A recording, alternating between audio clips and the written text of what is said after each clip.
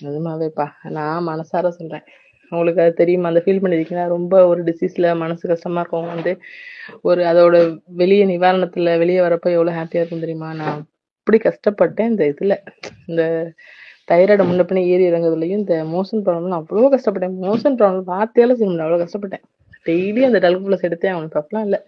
அதுவாவே motion free ஆயிடுச்சு. அதுவாவே thyroid நீட்டா போயிட்டு இருக்கு. அதான் சொல்றேன்ல கன்சீவே ஆயிட்டேன். 40 வயசுல நான் கன்சீவ் லாஸ்ட் 6 மந்த் இருக்கும். நான் பிரெக்னென்ட்டே ஆயிட்டேன் நானு. அந்த அளவுக்கு வந்து இது ஏதோ சம் ஏதோ ஒரு மேஜிக் நடக்குது உடம்புல அவ்வளவுதான்.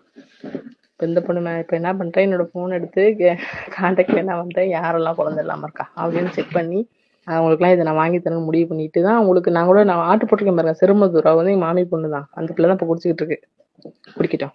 லேட்டா குடிக்குது. பீரியட்ஸ் அன்னைக்கு குடிச்சோம்னா கரெக்டா உண்டாது. அந்த பொண்ணு கொடுப்போம். ஒன்றும் பிரச்சனை இல்லை. தேங்க்யூப்பா. ஆண்டவனுக்கு பெரிய நன்றி சொல்றேன்.